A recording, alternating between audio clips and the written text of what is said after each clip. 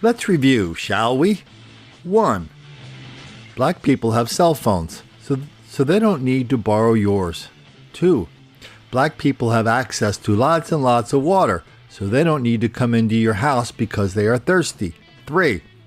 Black people's grandmothers are only capable of dying one time, not 7, 8, or 9 times. So if they ask you for money, for bus fare, for train fare, for plane fare, to go to their grandmother's funeral, well, their grandmother is probably still alive. And when they knock on your door late at night, giving any of those excuses, or they need help for their car, or for their girlfriend, or for their kid, or for their dog, or for whatever, just say no. And make sure you have your hand on your gun the way this guy wished he had his hand on his gun out in Ypsilanti. Black guy knocks on the door. Hey, I need some help, man. Can I have some help? Sure, my man, come on in. Soon after, he was on the ground being kicked, beaten, and robbed. It's kind of only when you beat an 82-year-old dude by kicking him on the ground, it's only an accident when they live, not when they die. Dying is an intentional thing, living is the accidental thing. We could probably all take a lesson from this gentleman who was a little bit more prepared when one of the fellas entered his house. Except this guy didn't even want to go through the trouble of making up an excuse to get in. A couple in their 70s is bruised and battered tonight after fighting off an intruder. CBS 2's Tina Patel has more on how they fought back. I mean, I really wanted to hurt this guy. I really did. Jeff Sagmeister doesn't feel bad about opening fire on the man who broke into his home early Tuesday morning. The 71-year-old says using a gun was the only way he could fight back against this suspect, 27-year-old Deshaun Wallace. That lowlife was in our house, and he shouldn't be in here. Sagmeister says when he first saw Wallace in his home, he was too stunned to shoot. Wallace jumped on him and started hitting him. We're really fighting for the gun here, and I'm thinking, the only thing I thought to myself was, if he takes this gun away from me, he's going to kill me. The gun went off as they wrestled around, the bullet hitting the wall behind the toilet. Wallace tried to run out at that point, not realizing that Sagmeister's wife was also armed. When he come out, he nailed her in the face, as hard as he could. But both Sagmeister and his wife held their ground, then opened fire. I shot him at least 3 or 4 more times, and in the chest area. Wallace ended up getting away, but was arrested when he showed up at Moreno Valley Hospital with gunshot wounds. Sagmeister is glad he was caught and is now telling his neighbors in this senior community that if they don't want to become victims, they should consider arming themselves. You just have to do it. You have to do it because you can't let some creep come in here and wail on you and take all your stuff.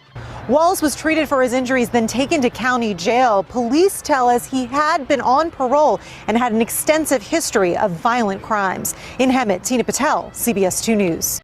And this story, we want to warn you, is graphic and it could be upsetting. A 78-year-old man is still in shock after he was beaten just outside his home. Yeah, this attack happened in the middle of the day yesterday in York County. The man tells us he had just pulled into his driveway and was walking into his house when 2 men tried to rob him. We've decided not to identify him for his safety, but WBTV's Christy O'Connor did speak to him about the attack, and she joins us now live from Rock Hill. And Christy, the people who live in this neighborhood, boy, they have to be worried. They sure are, Jamie. This neighborhood isn't quiet. It's a pretty busy road that this happened on, and it happened during the day, which is even more strange. But some of them didn't even know that their neighbor was robbed until my news car was parked in the man's driveway this afternoon. As soon as I told them, they rushed to the door to make sure he was okay. A 78-year-old man who we are not identifying for his safety had just gotten home. He checked his mail and pulled toward the back of his house. When he got out of his car, he was greeted by 2 visitors. Fella about 6 foot. He had a ski mask. The other, he says, was shorter and stockier. His face was completely covered. Tall fella. He says, "Give me all your money." And I said, "Fella, I'm not going to give you nothing." And so he hit me twice. We aren't showing all of the bruises that cover his face, but his arm is severely cut from when he hit the ground.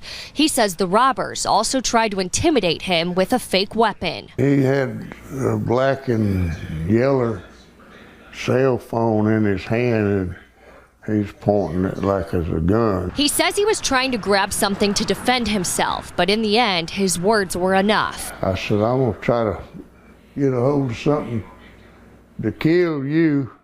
And he told that other fellow, said, let's get out of here. Rock Hill police and canine units tried to track the suspects down, but came up empty. That is a highly unusual incident. We don't usually have something like that happen, especially on a very busy road during the daytime. The victim says with what goes on in the world every day, he's not surprised it happened, but couldn't believe it happened to him. I just wished I'd have been able to hit him, but it just happened so quick. Now, I talked with police this afternoon. They don't have a whole lot of leads to go off of, and not so much more information than what the victim gave them as far as the suspects go. But if you know, two men in their 20s, they're black, and they were wearing ski masks and dark clothing. That's pretty much all we know right now about them. If you know anything about this crime, you're asked to call police immediately. Man, I've been out to Hemet so many times. I used to live a couple miles from there. Been in those exact trailer courts many times. I would visit the parents of my friends in these places. Nice little places. If you want a place to play some golf, just go to Hemet. You get a double wide trailer just like that, and that's how a lot of people live out there. Huge number of seniors living in these there's hundreds and hundreds of well-kept, well-maintained trailer parks. Mobile home parks, mobile home communities, senior communities.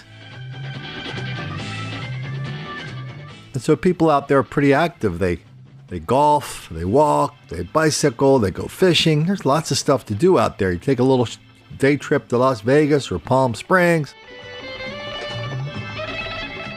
But now I guess everybody's adding gun training to their list of hobbies and activities that will keep senior citizens busy in Hemet.